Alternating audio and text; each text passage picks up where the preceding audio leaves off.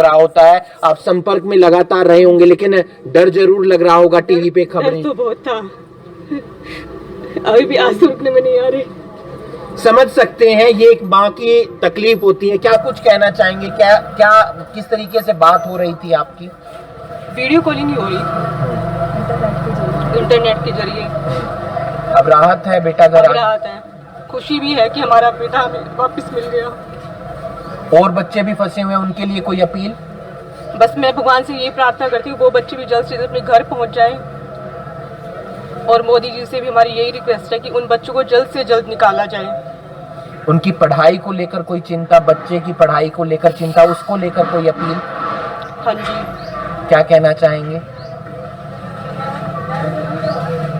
आप समझ सकते हैं एक माँ की जो तकलीफ होती है, जो रूह को कंपा देती थी। दादी जी भी हैं, दादी हैं आप?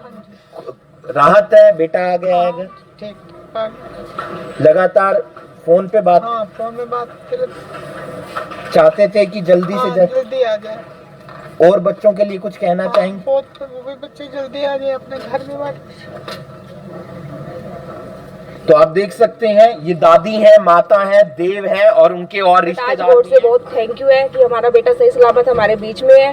बट गॉड से ये भी प्रे कर रहे हैं कि जो वहाँ की पब्लिक है उन्हें सेफ रखे, जो बाकी हमारे इंडियन स्टूडेंट्स हैं, बच्चे हैं फंसे हुए, वो भी सही सलामत अपने घर पहुंच जाए। बस यही अपील है सरकार से भी और गॉड से। यूक्रेन और रूस के बीच जंग जारी है, बातचीत करके भी हल निकालने का प्रयास किया जा रहा है। बहुत सारे बच्चे अपने घर लौट चुके हैं, कुछ बच्चे अभी भी यूक्रेन में फंसे हुए हैं, जिनकी पूरी कोशिश की जा रही है बाहर निकालने की, यूक्रेन से वापस लाने की, और उनके परिवार के लोग अपने बच्चों को देखने के लिए तरसते हुए नजर आ रहे हैं। करनाल के बहुत बच्चे पढ़ने के लिए यूक्रेन गए हुए थे, कुछ वापस आ चुके हैं, और अधिकतर बच्चों की वापसी हो चुकी है। कोई फर्स्ट ईयर एमबीबीएस में था, कोई सेकंड ईयर एमबीबीएस में था। एक लड़का जो हमारे साथ है, जो लगातार करनाल ब्रेकिंग न्यूज के संपर्क में था, लगातार वहां से हमें वीडियो भेज रहा था, और हम आप तक पहुंचा रहे थे कि वहां पर स्थिति क्या बनी हुई है। यूक्रेन का डिनेप्रो इलाका जो पड़ता है लोहांस्क के आसपास, वहां पर काफी गोलाबारी हुई है, कई लोगों की जान भी गई है, काफी नुकसान भी हुआ है। डिनेप्रो में किस तरीके का माहौल था, कैसा मंजर था, देव से जानते हैं। देव, कब आप पढ़ने के लिए गए थे, क्या सिचुएशन थी, कैसे चीजें बदली, और क्या आपने वहां पर देखा सा बदलता हुआ? हाँ जी सर, तो मैं देव मदान हूँ, जैसे कि आप सर ने बताया। तो डेनिप्रो में मैं दिसंबर में गया था, 1 दिसंबर को मेरी वहाँ पे अराइवल थी। तो जैसे कि मैं फर्स्ट ईयर एमबीबीएस का स्टूडेंट हूँ, तो वहाँ पे बस दिसंबर में गया था। दिसंबर जनवरी सब ठीक चला, क्लासेस चली अच्छे से, लेकिन वही जनवरी जैसे ख़त्म हुआ, फेब में जैसी सारी गोलाबारी स्टार्ट हुई, दोहांस और लुहांस उन्होंने ले लिया, और जो हमारा डेनिप्रो है वो दोहांस और लुहांस के पास ही पड़ता है। तो वही बस डर का माहौल था। कीव भी उन्होंने जैसे किया है, आप जैसे न्यूज़ में देख रहे हैं, खारकीव, कीव, सुमी वगैरह में अभी बहुत सारे बच्चे फंसे हुए हैं। तो बस यही है, हम तो सेफली निकल गए, बट हमें भी सेफली बस कैसे ही निकाला है वो बस जानते ही हैं। बस गवर्नमेंट ने जो किया है हमारे लिए, वहाँ से लेकर डेनिप्रो से लेकर रोमानिया बॉर्डर तक हम बस में आए थे। जो हमारी इंटरमोस्ट की कंपनी है, उन्होंने हमें बस में निकाला था, जिसकी फ़ीस लगभग 5000 ग्रेविन यानी 15,000 रुपीज़ बनती है। तो हम वहाँ से निकले, उसके बाद रोमानियन बॉर्डर पर पहुँचे। वो रोमानिया बॉर्डर ने, हमारे इंडियन एम्बेसी ने जो है हमारी बहुत हेल्प करी है। उसके बाद हम बॉर्डर में उन्होंने हमें शेल्टर दिलवाए, एंड 3 दिन वहाँ पे रखा। कोई मतलब प्रॉब्लम तो है नहीं, लेकिन फिर भी होता है ना कि 3 दिन वहाँ पे रखा ऐसे। तो उसके बाद फिर अब फ्लाइट हुई, तो अब घर हूँ सेफली। क्या मंजर देखा रास्ते में आते हुए, जब डिनेप्रो से आप रोमानिया जा रहे थे, या वहां पर किस तरीके की शेलिंग, बॉम्बिंग, या टैंक वगैरह या जेट वगैरह देखने को मिल रहे थे? हाँ जी सर, तो जैसे हम वहाँ से निकले डेनिप्रो से, तो रास्ते में जैसे हमारा जो रोमानिया बॉर्डर पड़ता है वो 1200 किलोमीटर के अराउंड पड़ता है लगभग। तो जो वही बीच में जैसे हम क्रॉस करते हैं, बॉर्डर क्रॉस करते हैं, तो बीच में वो आर्मी खड़ी होती है। तो हम इंडिया का फ्लैग लगा के आए थे बस के ऊपर, जिस फ्लैग के बदौलत हम यहाँ पे पहुँचे हैं। इंडियन गवर्नमेंट ने हमारे लिए बहुत सेफली की है। मतलब उन्होंने, जो आर्मी खड़ी थी वो बस में चढ़ के हमारा पासपोर्ट चेकिंग कर रही थी, सब कुछ चेक कर रहा था कि कोई और बंदा तो नहीं है इनके साथ। वही बस इसमें ही सारा कुछ प्रॉब्लम थी। बस बाकी आगे जब बॉर्डर पे पहुंचे, बॉर्डर के बाद सब कुछ सेफली हो गया। आपको लगता है कि भारत का नागरिक होने के नाते आप वहां पर और ज्यादा सेफ महसूस कर रहे थे, आपको और ज्यादा इस तरीके से कह सकते हैं सुविधाएं मिल रही थी जो शायद और देश के बच्चों को नहीं मिल पा रही थी?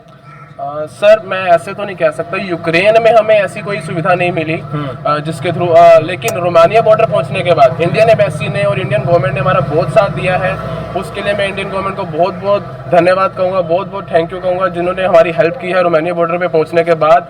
लेकिन जो यूक्रेन के अंदर था वहाँ पर हमारी कोई हेल्प नहीं हुई है, वहाँ पे हम खुद से आए हैं और हमारी इंटरमोस्ट कंपनी ने जो था वो किया है। क्या क्या परेशानी हो रही थी यूक्रेन के अंदर जहां पर रहते हैं? जब बॉम्बिंग शुरू हो गई थी, खाने की क्या दिक्कत थी? बार बार नीचे बंकर में जाना पड़ रहा था? हाँ जी सर, ऐसे भी हुआ था। अब जैसे मान लो रात को कभी भी 12 बजे या 1 बजे या कभी भी बंकर बजता है, सायरन बजता है। सायरन का मतलब क्या होता है कि अटैक होने वाला है। सायरन का मतलब एक सिंबल होता है ताकि अटैक हो रहा है। तो हम जब भी सायरन बजता है हमें बंकर्स के अंदर जाना पड़ता था। रात को 1 बजे रात को 2 बजे तो हमें बंकर्स के अंदर जाना, हमारी नींद भी खराब होती थी। सुबह भी जैसे अगर 5 बजे भी बजे तो हमें उठ के बंकर्स के अंदर जाना पड़ता था ताकि हमारी जान बचे। अब हम जान जोखिम में नहीं डाल सकते। देव मैदान से हम लगातार संपर्क में थे और लगातार वहां पर डर का माहौल बना हुआ था। देव घर वालों के भी आप संपर्क में थे, मेरे भी आप संपर्क में थे।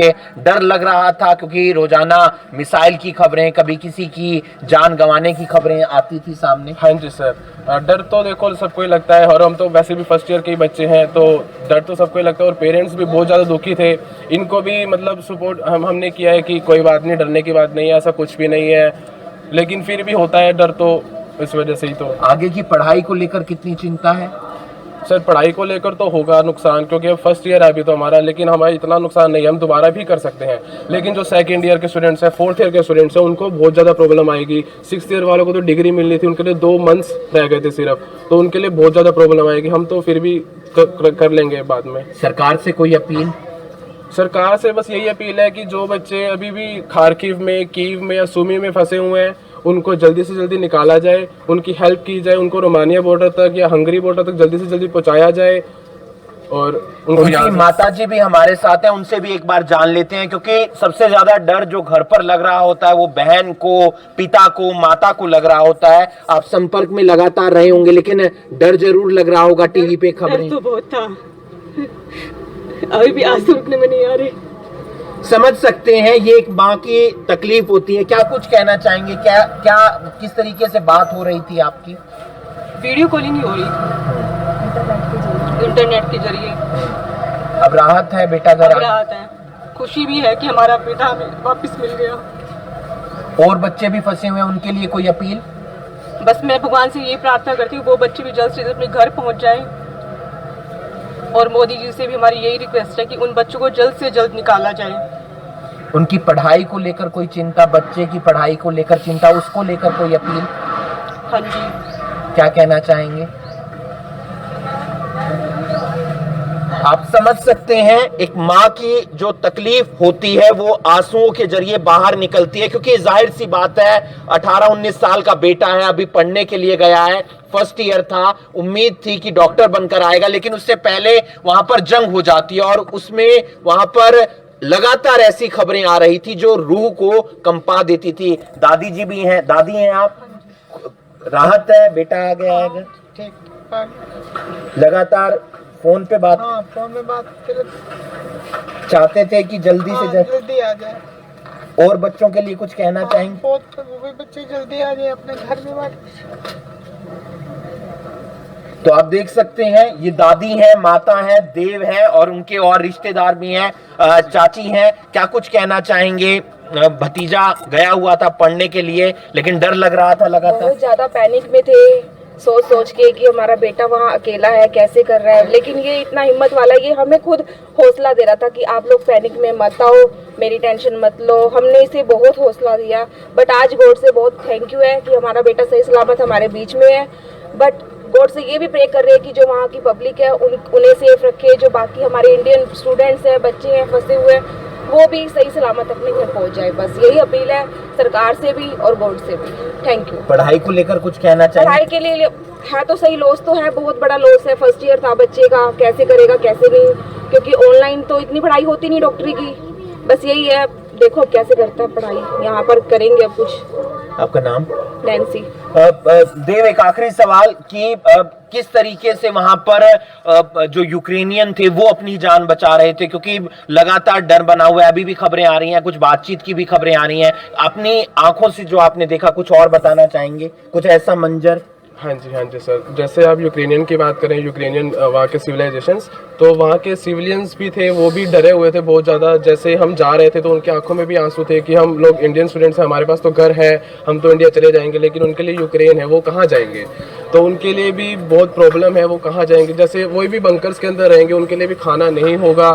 तो बस यही है कि लिमिट है हर चीज़ की, तो याद आ रही है अपने शहर की, डिनेप्रो की, या बाकी जगह जो आप देखते थे या घूमने गए होंगे वहाँ पर? हाँ जी सर, बिल्कुल याद तो आता है। अब हम हॉस्टल के अंदर सारे फ्रेंड्स इकट्ठे रहते थे, हॉस्टल की यादें भी होती हैं कुछ, और घूमना वगैरह सब, खाना मेस का खाना, तो सब याद आता है। ये पूरा परिवार, देव मदान का परिवार, देव फर्स्ट ईयर का छात्र जो पढ़ने के लिए डिनेप्रो यानी कि यूक्रेन में गया एमबीबीएस की पढ़ाई के लिए, और लगातार वो करनाल ब्रेकिंग न्यूज के संपर्क में था, मुझसे संपर्क में था, बातचीत हो रही थी, वहां से आपके लिए वीडियो बनाकर भेज रहा था, सरकार से अपील कर रहा था खुद के लिए, बाकी बच्चों के लिए, ताकि उन्हें वहां से जल्द बाहर निकाला जा सके। डिनेप्रो से रोमानिया तक का 1200 किलोमीटर का रास्ता जिनके थ्रू ये बच्चे गए थे उन्होंने बाहर निकाला, और उसके बाद जो भारतीय सरकार है उन्होंने अपनी फ्लाइट के जरिए इन्हें घर तक पहुंचाने का प्रयास किया। याद अभी भी उन शहरों की जरूर आ रही है जहां पर देव ने कुछ अच्छे पल बिताए, लेकिन राहत की बात उनके परिवार वालों के लिए यह है कि बेटा घर आ गया है, अब चिंता है तो उसकी पढ़ाई की कि आगे भविष्य कैसे सुधरेगा। इस वीडियो को आप ज्यादा से ज्यादा शेयर कीजिए और बाकी तमाम खबरों के लिए आप जुड़े रहिए करनाल ब्रेकिंग न्यूज के साथ। नमस्कार।